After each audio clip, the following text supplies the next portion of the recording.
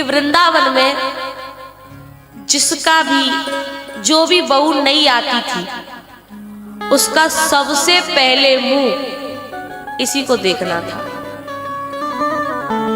नियम ये था कोई नहीं देखेगा, सबसे पहले मुंह इसी को देखना था। एक गोपी का नया नया विवाह हुआ, शादी हुई, तो उसकी मां ने उसे समझाया कि सुन, तेरा विवाह वृंदावन में हो रहा है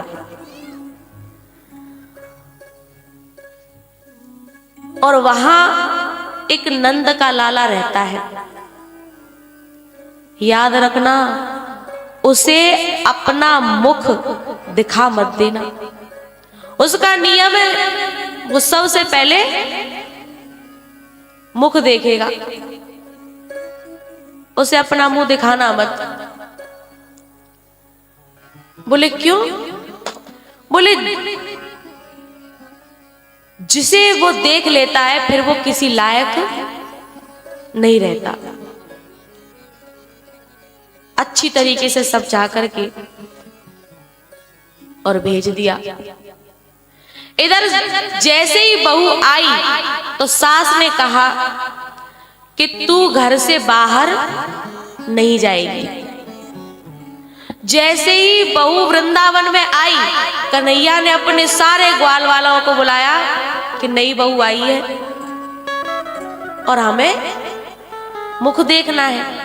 इधर सास ने कह दिया कि तू घर से बाहर नहीं जाएगी, पानी भरने भी मैं जाऊंगी, तू घर में रहेगी, बाहर नहीं जाएगी। बोली ठीक है। अब सास पानी भरने जाए वो नहीं जाए।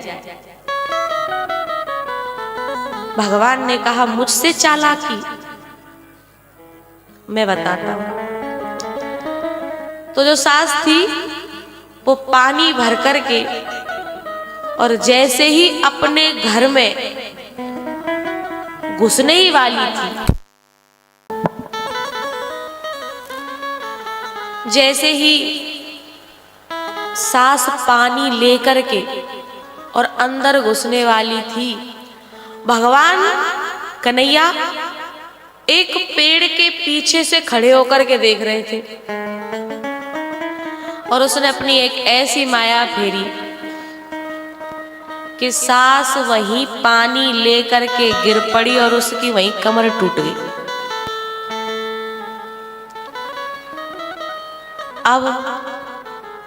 अब तो कहीं जाने लायक नहीं है।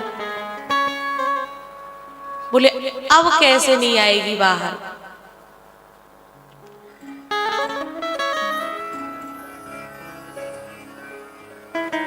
अब क्या हुआ? बहू ने कहा, गोपी ने कहा कि मां अब आप तो कहीं जाने लायक नहीं रही, तो मैं ही अब पानी लेकर के आऊं, मुझे तो लेकर के आना पड़ेगा। बोले ठीक है जा, लेकिन अपना पूरा घूंघट करके जाना और चाहे कुछ भी हो जाए अपना मुख दिखाना नहीं।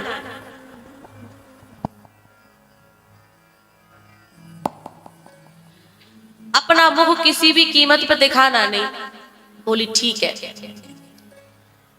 अब जैसे ही वो गोपी पानी भरने के लिए निकली, इधर लाला ने अपने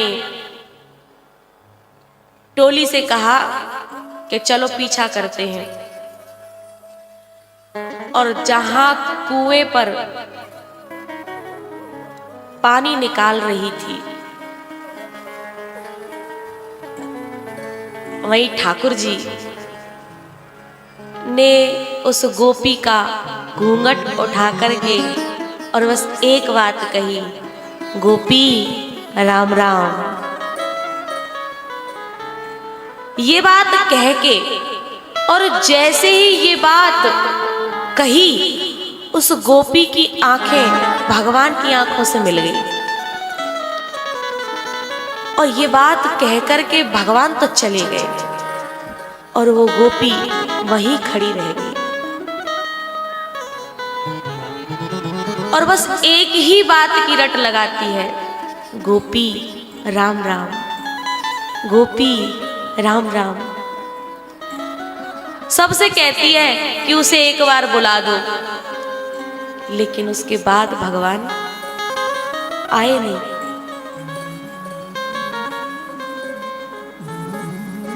भगवान ने कहा कि तूने मुझसे कपट किया था ना, मुझे अपना मुख नहीं दिखाया, जा अब मैं तुझसे एक बात कहता हूं, अब तू मेरा मुख देखने के लिए सारा जीवन तरसेगी। फिर वही गोपी कहती है बार बार, एक दिना की बात सखी, वो श्याम लला मेरे घर आयो, मैंने समझो व्रज को सखा, जल्दी से वो घूंघट सरकायो, इतने में वो चलो गयो, तब सखी ने मोहियान बतायो, आग लगे बेरी घूंघट में, अखियां भर श्याम मैंने देख न पायो, अखियां भर श्याम मैंने देख न पायो। भगवान ने कह दिया कि तूने अपना मुख मुझे राजी से नहीं दिखाया, जा अब तू जिंदगी भर सारा जीवन मेरा मुख देखने के लिए तरसेगी। फिर वही गोपी उसी कुएं पर भगवान का इंतजार करते करते करते करते उसने अपने प्राणों का त्याग कर दिया। फिर वही गोपी दूसरे जन्म में मीरा बनी। सारा जीवन एक ही बात कहती है, जेहि वेशा मेरो साहेबरी है, सोई सोई वेश धरूंगी, बाला मैं वैरागन होंगी। वो गोपी मीरा बनी, लेकिन उस जन्म में भी अंतिम समय तक भगवान ने अपने दर्शन नहीं दिए। प्यारे, भगवान एक ही बात कहते हैं, निर्मल मन जन सो मोहि भावा,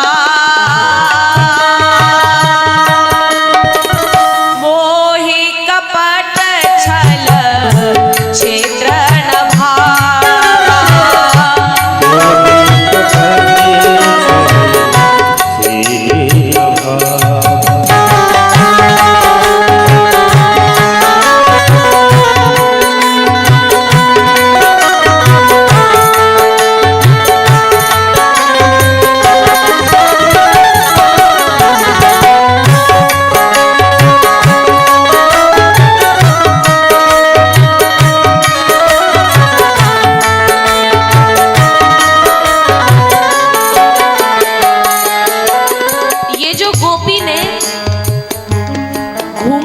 था भगवान से, वो घूंघट क्या है? वही तो कपट है। वही तो पर्दा है भगवान के और अपने बीच में। पर्दा कैसा? जब हनुमान जी लंका में गए थे ना, तो उन्होंने सारे, जब सीता जी से कहा कि मुझे भूख लगी है, मुझे फल खाने हैं, तो फल खाने थे तो खा लेते, लेकिन जितने वृक्ष थे उन सब को उखाड़ उखाड़ करके फेंकने लगे। किसी ने हनुमान जी से कहा कि आप इन वृक्षों को उखाड़ उखाड़ करके क्यों फेंक रहे हो? अरे फल खाने हैं, आराम से फल खा लो, उखाड़ के क्यों फेंक रहे हो? तब हनुमान जी ने कहा, मेरे और सीता माँ की, जानकी के, कौन है जानकी? भक्ति। मेरे और भक्ति के, भक्त और भगवान के बीच में चाहे कोई भी आएगा, मैं उसे उखाड़ के फेंक दूंगा। उन वृक्षों को उखाड़ करके फेंक दिया। लेकिन इस गोपी ने क्या गलती करी? उस आवरण को, उस कपट को संसार से करते, संसार में एक बार को कपट हो जाए तो कोई बुरी बात नहीं है, लेकिन परमात्मा से और महात्मा से कपट जीवन भर रोने पर मजबूर कर देता है। क्योंकि भगवान कहते हैं, निर्मल मन जना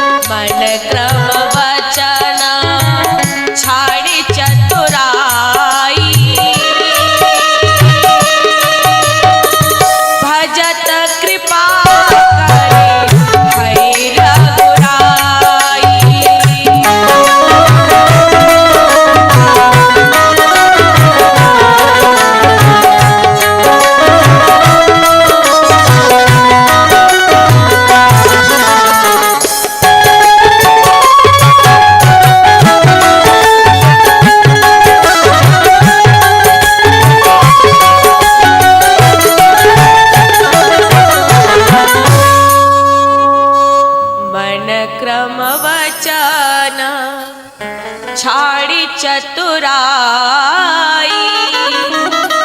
भजत कृपा करे